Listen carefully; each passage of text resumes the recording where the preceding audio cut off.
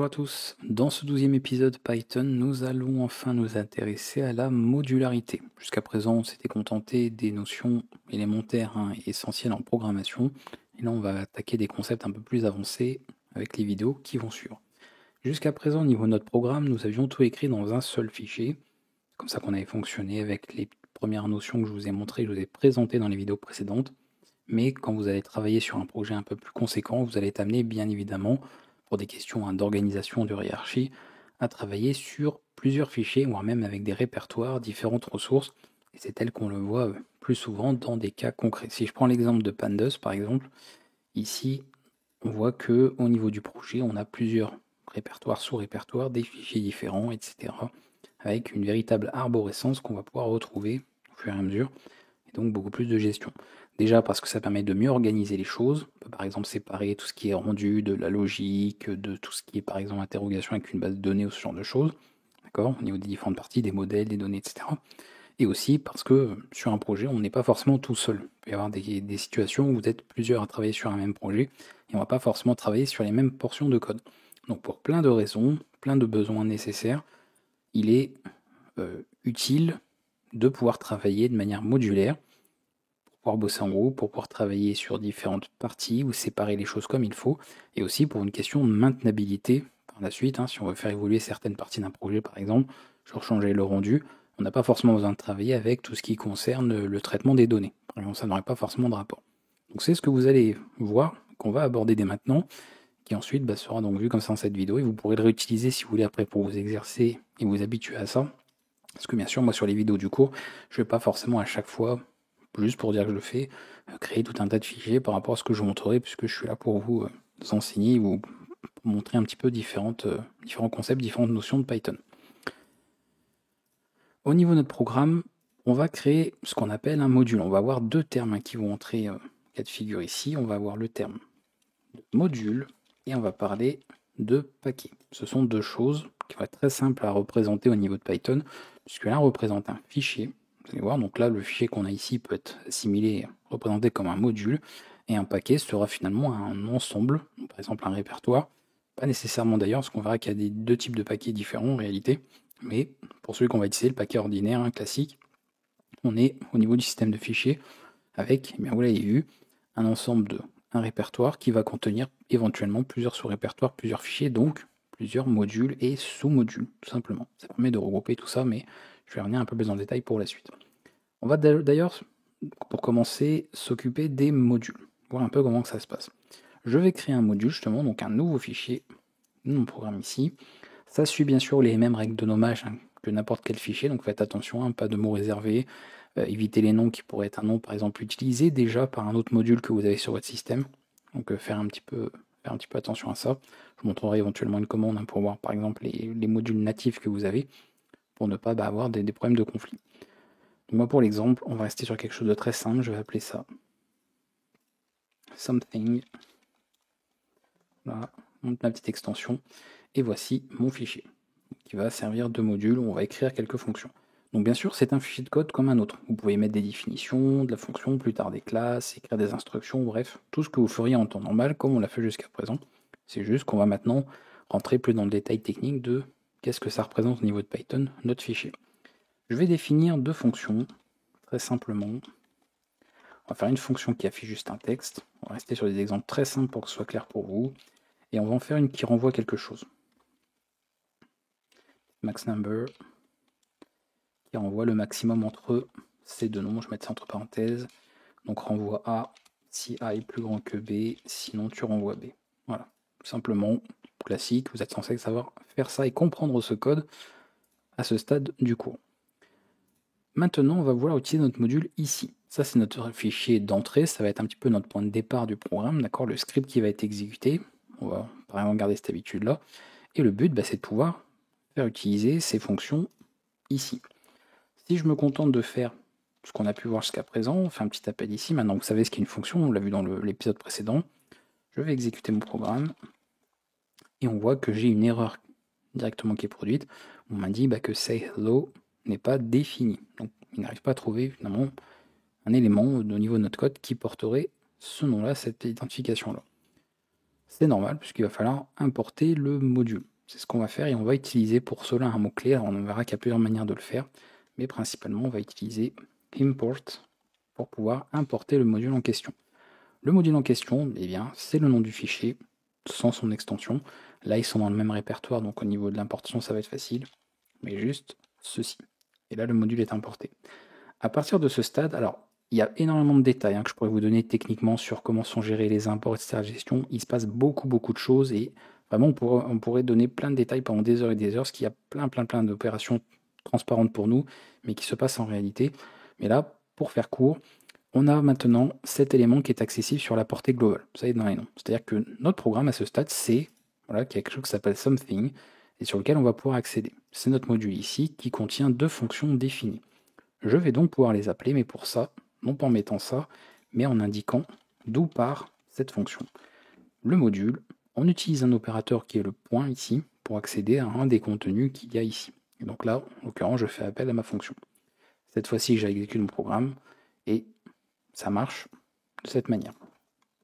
Pour cette fonction-là, même chose. Donc là, bon, c'est très simple. On veut juste afficher un retour. Je vais mettre dans un print something get max number entre 4 et 8, ce qui devrait normalement nous afficher 8. Et c'est effectivement le cas. Vous voyez, très simple. Vraiment, ça fonctionne tel quel. Parenthèse, si vous avez un problème, c'est-à-dire que si là, à ce stade de la vidéo, vous avez fait exactement la même chose que moi, ça ne marche pas, ça vous dit toujours que la fonction n'est pas définie, qu'il n'arrive pas à trouver de module qui s'appelle ça, enfin, du nom que vous avez choisi en tout cas pour votre module, il y a de fortes chances que ça vienne de votre utilisation de votre environnement ou éditeur de code. Moi je suis, je le rappelle, c'est ce que je fais sur l'ensemble de mes vidéos, ce que j'essaie d'avoir le moins de, on va dire, de dépendance possible pour ce que je vous montre en vidéo, pour vous, c'est-à-dire que tout peut être fait manuellement ici. Je crée mes fichiers directement à la volée, pas de problème. Comme c'est géré tel quel, vous voyez, je ne crée pas de projet, je ne fais pas d'espace de travail ici sur Visual Studio Code, je n'utilise pas un environnement de développement où je devrais créer un projet normalement, etc. Mais vous, c'est peut-être le cas. Et si c'est le cas, si vous utilisez un environnement où vous êtes censé créer des projets depuis l'environnement, il va de soi, je ne devrais pas devoir le rappeler, mais je suis un peu obligé de le faire parce que je sais que beaucoup de gens, notamment dans l'ancienne version du cours, avaient le problème, créez vos fichiers depuis votre environnement. D'accord? Si vous utilisez Visual Studio, par exemple, il est censé prendre connaissance des fichiers du projet. Donc si vous le créez manuellement, il y a des chances qu'il ne soit pas au courant que ce fichier existe et donc considérera que ce module est introuvable et n'est pas défini. Vous devrez créer depuis l'éditeur, donc faites attention. Je pars du principe, si vous utilisez quel que soit l'éditeur, l'environnement, le logiciel, l'application, peu importe, vous êtes censé savoir l'utiliser. Et sinon, dans tous les cas, pour pas mal d'outils, vous avez tous les cours qu'il faut et les mini-séries sur la chaîne. Donc je vous renvoie vers tout ça, s'il y a besoin, pour voir comment ça marche. Donc moi, pas de projet, je peux créer manuellement, il retrouve mes fichiers sans problème, puisque voilà, il n'y a pas de dépendance ou d'histoire de hiérarchie à respecter avec un système de projet. Bref, donc ça marche tout de suite. Ceci étant dit, au niveau ici de l'importation, on a d'autres syntaxes. Là, vous voyez que j'importe un module, c'est ce qu'on appelle donc d'ailleurs une importation en absolu. On peut le faire de manière absolue, on peut le faire de manière relative, même si c'est moins conseillé, mais je vais vous montrer quand même la syntaxe que vous la connaissiez, vous pourriez la rencontrer, même des fois l'utiliser, même si on va éviter au maximum. Mais ici déjà, ça importe le module. Donc le module, et ensuite on fait appel au module, et ensuite on indique éventuellement les éléments que l'on veut par rapport à ce qu'on voudrait finalement remettre au niveau du module. D'accord? On peut faire pas mal de choses comme ça. On peut aussi importer les choses précisément. C'est-à-dire plutôt que de dire, j'accède, j'importe juste le module et après comme ça je peux accéder aux différents éléments, peut-être que, admettons, je veux juste faire appel à cette fonction. D'accord? Et je veux pouvoir l'indiquer de manière plus pratique, sans devoir forcément noter le nom du module. Rien ne m'empêche, au lieu de faire ça, d'utiliser une autre syntaxe, donc from, de dire à partir du module something, comme il est au même endroit, j'ai juste à mettre son nom directement, importe-moi les éléments que je veux. D'accord? Ça peut être plein d'éléments, ça peut être une variable qui a été créée, n'importe quoi, une fonction, une classe, peu importe. Donc moi je vais lui dire tu m'importes ça. Say hello. Comme ceci. Et là l'avantage, c'est juste en faisant ça, hop, automatiquement on gagne un peu de temps sur ce qui est fait. Vous voyez, ça marche directement, pas besoin de repréciser le module puisqu'on sait que ça vient de ça. Donc il n'y a pas de problème au niveau de l'inclusion. C'est une autre possibilité. Bien sûr, si vous avez plein d'éléments, bon là ça servirait pas à grand chose, mais imaginons que là j'avais écrit plein de choses, des classes, des fonctions, comme on le verra. Si je veux importer que ces deux fonctions, je peux bien sûr l'indiquer tel quel. Vous voyez, j'indique celle-ci, et après comme ça, pareil, je peux utiliser à nouveau get et max number. Il y a même mon éditeur qui me le propose, donc il a bien trouvé, il n'y a pas de problème. Bon, ça c'est un petit avertissement, c'est parce que j'ai certains outils des fois qui ont besoin résolution, ce que j'ai pas mis, je pense, dans ma configuration, le chemin vers l'interpréteur Python ou donc c'est normal, mais vous voyez, ça n'empêche pas que ça marche. Pas de problème, c'est juste un petit avertissement visuel de mon éditeur, mais tout va bien.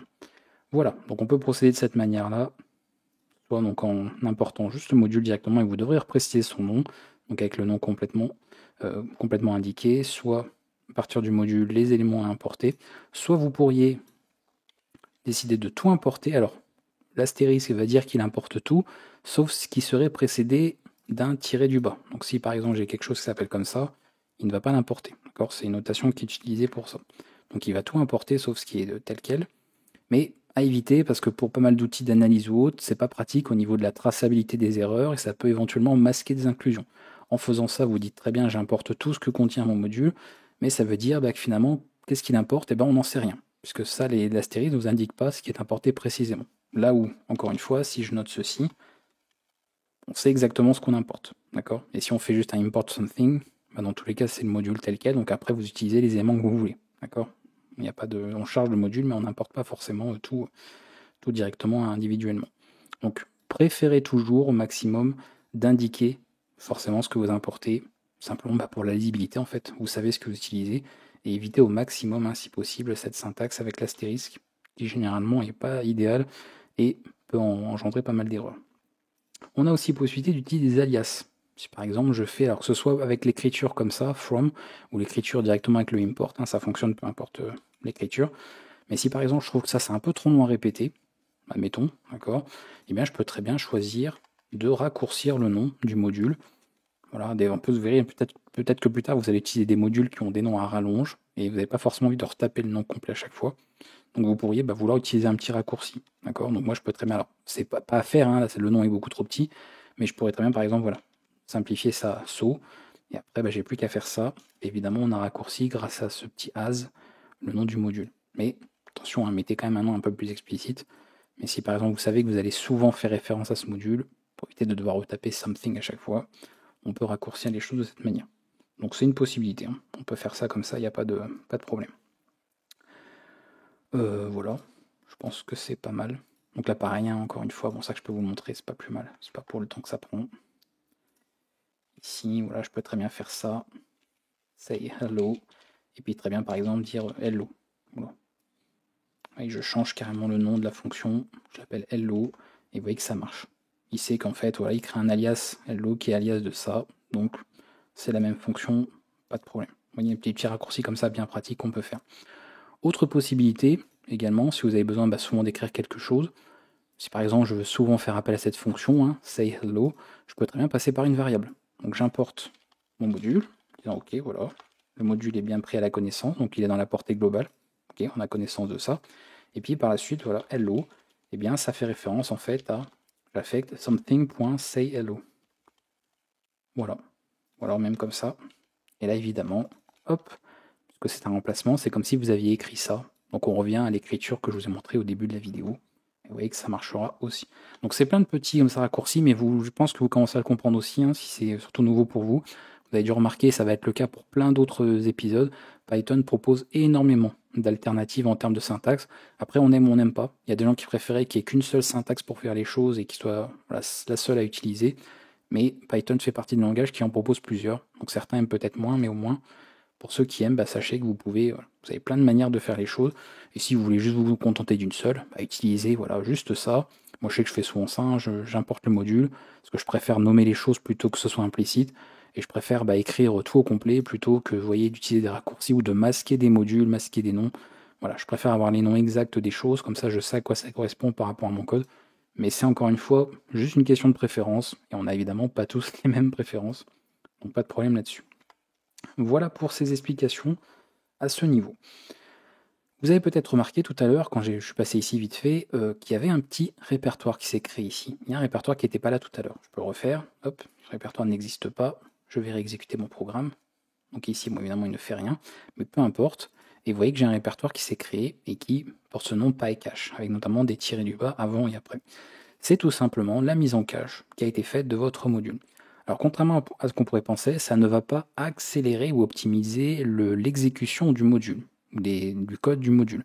Ça accélère simplement le chargement de celui-ci. Puisqu'au lieu d'aller recharger à chaque fois le module, eh bien, il va utiliser ce qui a été mis en cache en se basant sur la date, bien sûr, de mise en cache. Donc, ce qui fait qu'à un moment donné, si je viens, bien sûr, je vais faire quoi? Je vais faire ça, oui. Faire appel à ma fonction, ou même je viens changer ici quelque chose, c'est surtout ça en fait, hein, c'est le module. Là, le module a changé ce que je viens de réenregistrer mon fichier. Il va donc recréer un fichier en cache. Donc forcément, la première exécution, comme il crée le cache, ça peut être un peu plus long si vous avez un gros code. Et après, pour les exécutions ultérieures, comme il va utiliser ce qui est en cache, eh bien, vous aurez normalement un chargement beaucoup plus rapide. Surtout, encore une fois, avec des gros modules, c'est là que vous verrez la différence. Donc c'est ça, voilà, ça fonctionne comme ça peut être supprimé à tout moment, comme je l'ai fait, vous avez vu. Hein. Si c'est supprimé, il va tout simplement recréer le système de cache, donc pas de problème. C'est géré de manière automatique, transparente, vous n'avez pas à vous soucier de ça. Et c'était bien en tout cas de savoir comment ça fonctionne. Bon, je pense qu'on a fait le tour là-dessus. Petit point pour terminer sur les modules par rapport à ce que je voulais vous expliquer, pour exécuter notamment un module sous forme de script. Là, vous avez vu, on exécutait nos programmes, on a choisi de les exécuter à partir de ce fichier, main. Jamais on a dit, on exécute notre programme tel quel. C'est-à-dire, on n'a jamais fait ça, something qu'on exécute directement. Pourtant, si je fais ça, c'est ce fichier qui devient mon script, finalement le point d'entrée de mon programme. Et il se passe quelque chose de différent. Vous voyez qu'il n'a pas exécuté le code de ça, parce qu'évidemment, c'est pas ce fichier qui a été chargé.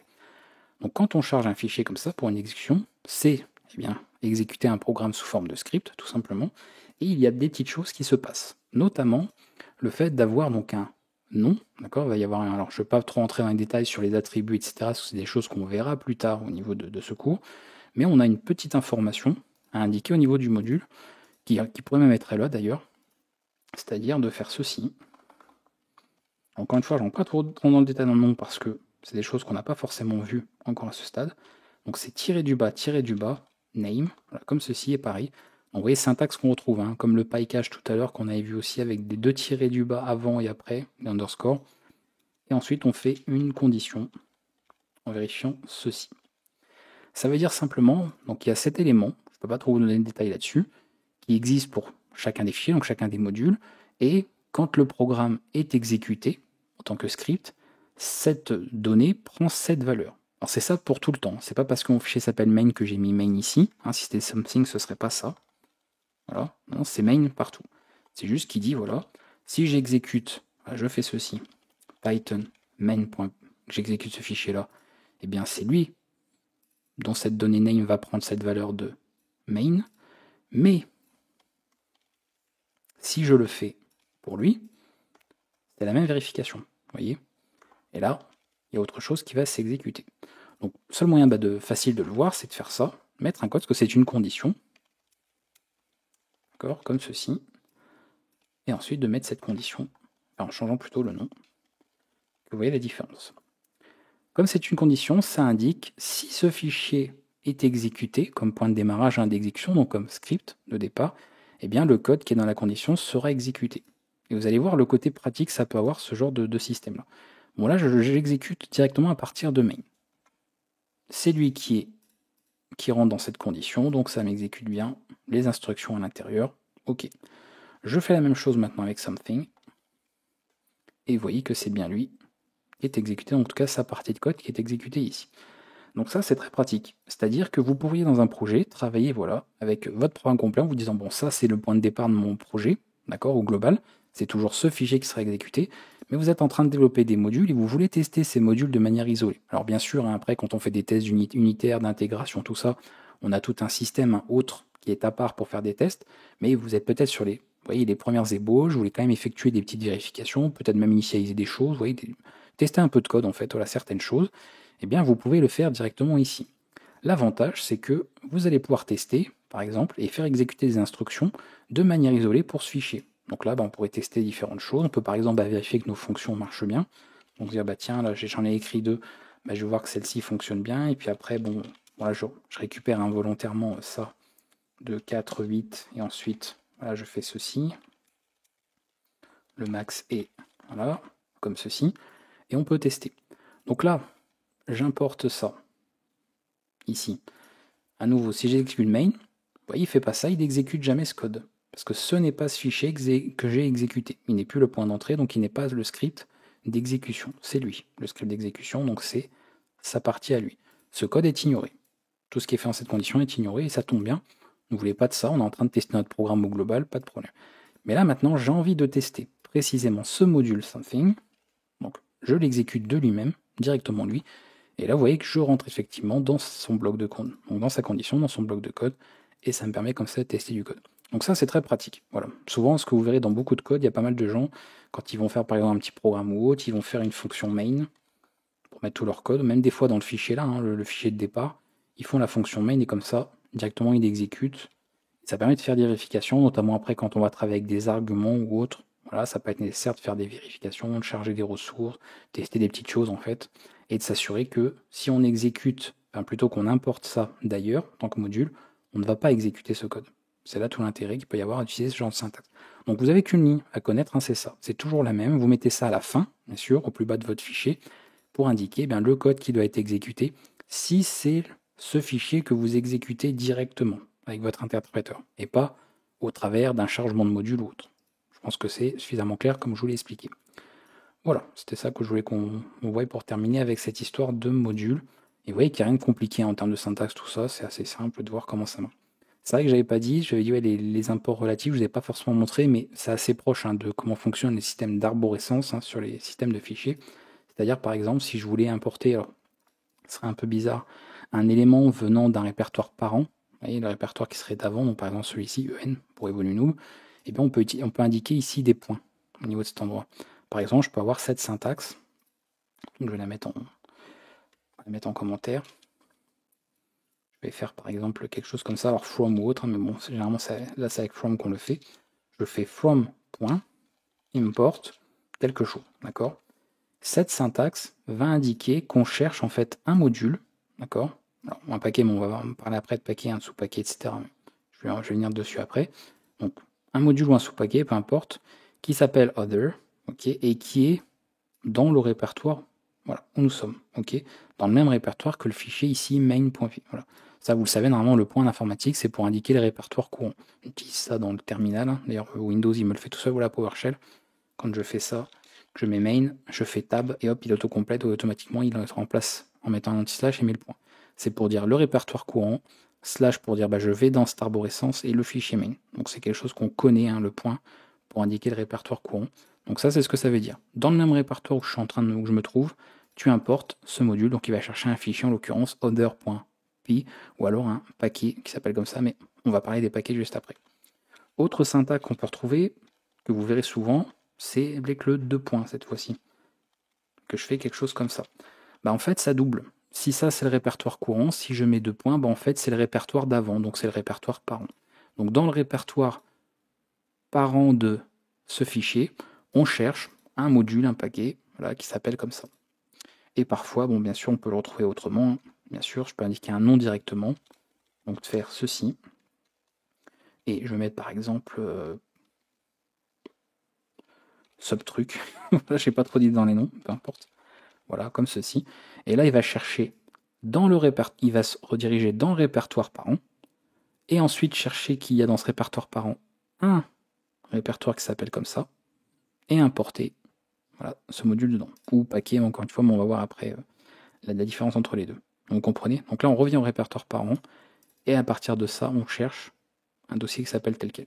Donc en fait, c'est comme si, je sais pas si je pourrais prendre un vrai exemple. Je vais aller dans pandas, voilà ici. Et bien en fait, c'est comme si je disais donc from Python import something. Voilà, très bon exemple. Et que ce fichier main, imaginez, ce fichier main est ici. D'accord? Il est dans ce répertoire pandas, src, etc. Il est ici. Et je fais un from répertoire parent. Donc je reviens dans le répertoire parent, celui d'avant. Un dossier Python. Donc il faudrait que j'ai un dossier Python. Voilà.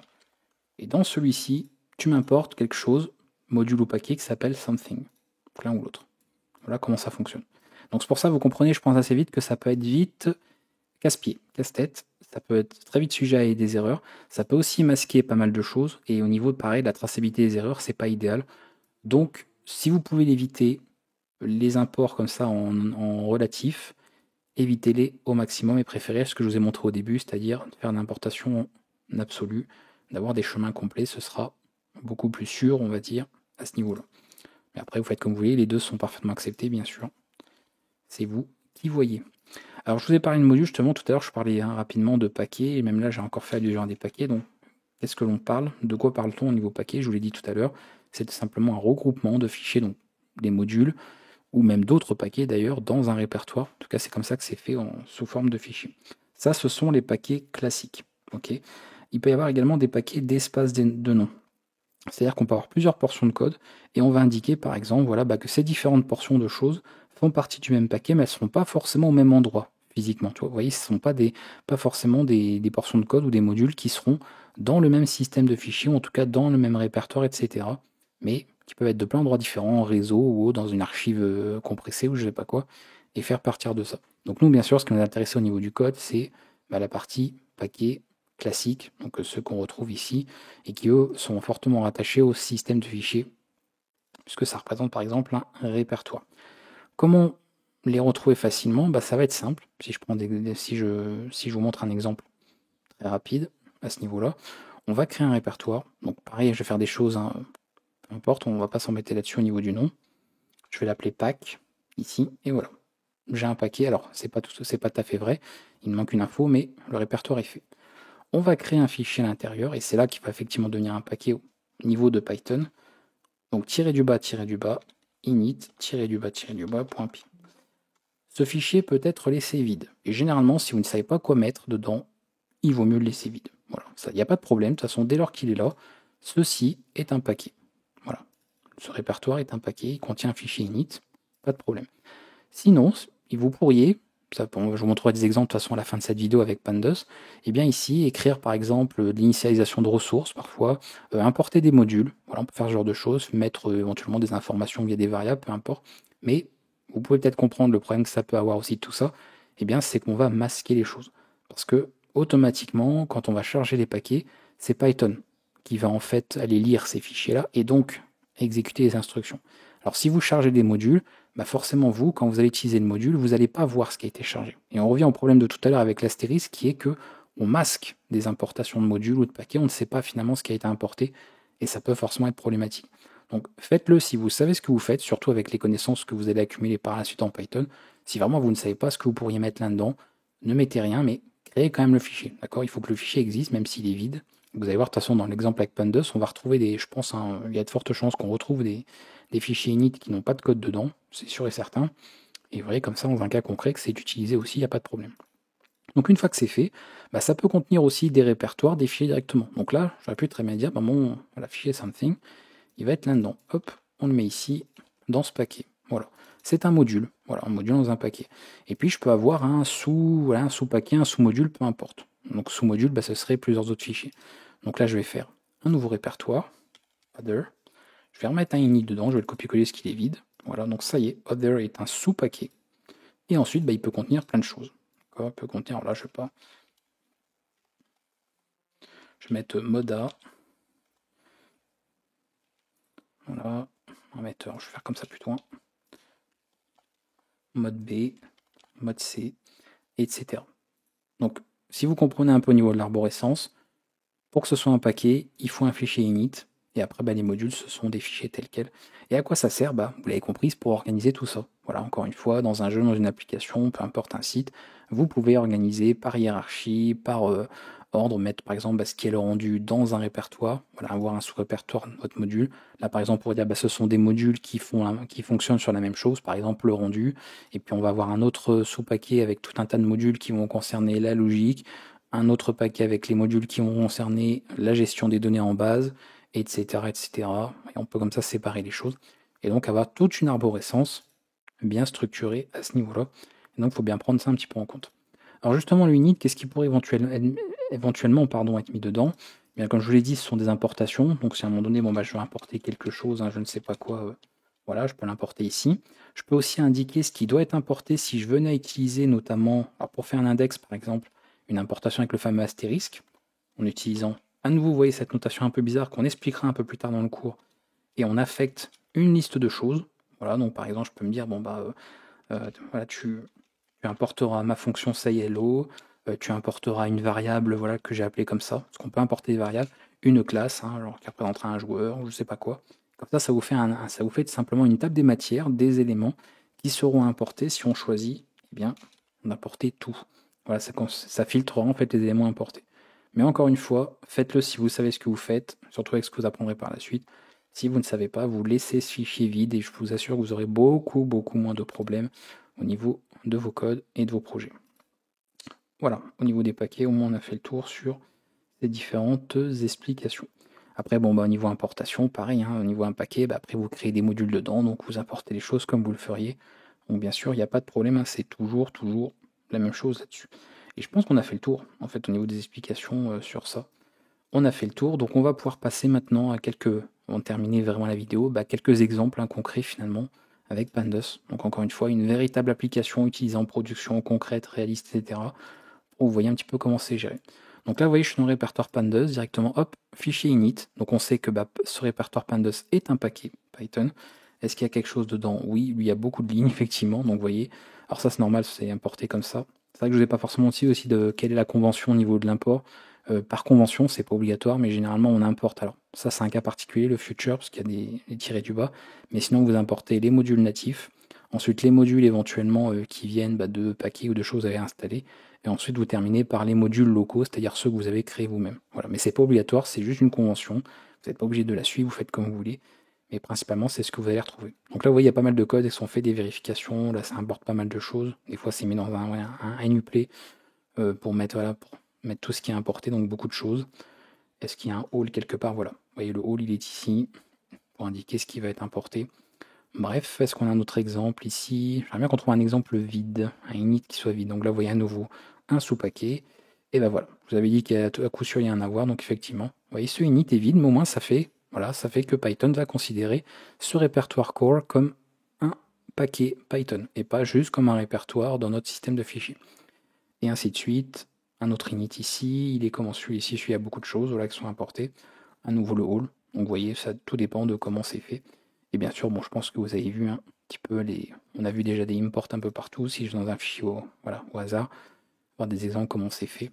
Donc là, vous voyez NumPy, hop, je trouve que c'était un peu long à écrire, donc hop, c'est directement un alias raccourci qui est fait. Donc on a plein d'écritures comme ça. Et c'est pas mal pratique. C'est vrai que je ne l'avais pas indiqué ça, c'est bien fait de voir, mais ça, c'est évidemment par rapport à des répertoires, logique. Bon, si vous regardez par rapport à ça, il y a Pandas, ensuite il y a un répertoire core, donc bien sûr, from Pandas, core, dtype, command, ça permet comme ça de suivre des répertoires, fonctions. C'est pour ça que je vous dis, vous pouvez faire véritablement un import en absolu, parce que là au moins, vous partez vraiment de la base du paquet, et de tout ce qu'il y a. Généralement, si tout est bien fait, Python de toute façon a une liste normalement. Il va chercher ce qui est disponible directement nativement, il va chercher ce qui est disponible bien sûr dans le répertoire courant, et il va regarder ensuite dans la liste des modules qu'il connaît, s'il trouve bien sûr le module que vous cherchez. De toute façon, si vous avez une erreur d'import d'un module ou autre, eh bien c'est que soit votre arborescence n'est pas bonne, soit en fait vous avez fait en sorte d'écrire un code qui ne permet pas la détection de celui-ci. Donc encore une fois, ce ne sera jamais un problème de Python. Voilà, c'est Python, il trouve toujours si votre code est OK ou votre arborescence est correcte. Donc il n'y aura pas de problème là-dessus. Voilà. Ça, vous voyez un petit peu ce qu'il y en est pour la syntaxe. Alors je suis désolé, c'était un petit peu, vous voyez, il y a plein de choses. J'essaie non plus d'essayer d'avoir un truc à peu près propre au niveau des explications. Mais il y a quand même pas mal d'éléments. Un paquet, module, import et différentes syntaxes. Mais encore une fois, bon, vous allez très souvent utiliser ça, de préférence. Le from, évidemment, c'est dans certains cas, si vous voulez éviter certaines répétitions. Et après, vous verrez de toute façon en testant. Puis vous avez de toute façon des exercices qui vous sont proposés aussi pour travailler un peu ça si besoin. Et je pense que là on est bon au niveau des exemples. Je vais vous montrer un petit peu tout ça. Voilà, nouveau. Vous voyez comment ça fonctionne. Donc à tester, voilà, pour organiser. Moi je vous invite bien sûr à faire vos petits projets, vos petits programmes, à tester avec quelques modules simples, ensuite à tester en faisant un paquet avec des sous-paquets, etc. pour voir. Et puis faire les importations à chaque fois. Par exemple à partir de main, comment faire pour importer le module something qui est dans le paquet pack, ou alors pour importer le module mode A qui est dans le sous-dossier other, qui est dans pack, voilà, qui est un paquet aussi. Voilà, essayez de vous exercer en disant qu'est-ce que je dois noter pour arriver à ça. Donc ça va faire un petit peu les fameux, voilà, si on avait l'ensemble, pack point quelque chose, alors j'avais mis quoi, j'avais mis voilà, other, etc. Import mode A. Vous voyez, de tester un petit peu la syntaxe pour voir comment ça fonctionne et de respecter un petit peu la hiérarchie que vous avez écrite. Mais nous, on aura fait le tour un petit peu sur ce que je vais vous montrer, même si on pourra encore une fois en dire beaucoup. Il y a plein de choses pour gérer ça. Dernièrement, ce que c'est vrai que j'avais oublié aussi, c'est bien de le voir au niveau des modules natifs. Si vous vous demandez, tiens, quels sont éventuellement les les modules natifs que je peux avoir sur mon système. Je ne vais pas le faire directement dans un code, je vais le faire en ligne de commande ici. Je vais juste démarrer un interpréteur Python ici. Je vais importer le module 6. Et ensuite, à partir de ce dernier, on doit avoir quelque chose comme names, je crois, ça doit être ça. Voilà, c'est ça. Et là, vous voyez par exemple sur mon système l'ensemble des modules qui sont définis, donc les modules natifs. Comme ça, par exemple, vous savez que vous ne devez pas appeler un de vos fichiers comme ça, parce que sinon, qu'est-ce qu'il va faire? Il va croire que il doit chercher le module, le module officiel. Donc n'appelez pas votre fichier, par exemple, email, voilà, .py, puisque c'est un module natif de Python qui existe déjà. Donc ça risquerait de poser problème. Si plus tard vous installez Pygame, qui permet de faire du rendu 2D, notamment pour des jeux vidéo, pareil, j'ai déjà eu beaucoup de gens, ils ont appelé leur fichier pygame.py, sauf qu'il y a un module de Pygame qui s'appelle comme ça, donc forcément ça crée des problèmes, parce que l'interpréteur ne savait pas. Il dit j'appelle quoi, j'appelle qui, je sais pas, je suis perdu. Donc faites attention toujours dans le nommage, c'est souvent les premières erreurs qui viennent, c'est le nommage un petit peu des modules ou des paquets qui entrent en conflit. Et après, généralement, le problème qu'il y a, c'est les gens qui font des arborescences un petit peu bizarres, qui font du coup du mélange d'import en relatif, en absolu, et qui s'y retrouvent pas, il n'y a rien qui marche, on n'arrive pas à avoir accès aux fonctions, aux classes, etc. Et après, voilà. C'est très généralement un problème de conception, un problème d'écriture de code. Donc faites attention, réfléchissez un petit peu à ce que vous faites en amont. Et si vous n'êtes pas sûr, encore une fois, inspirez-vous. Voilà, vous avez un très bon exemple ici, Pandas, par exemple, qui vous montre comment s'organiser.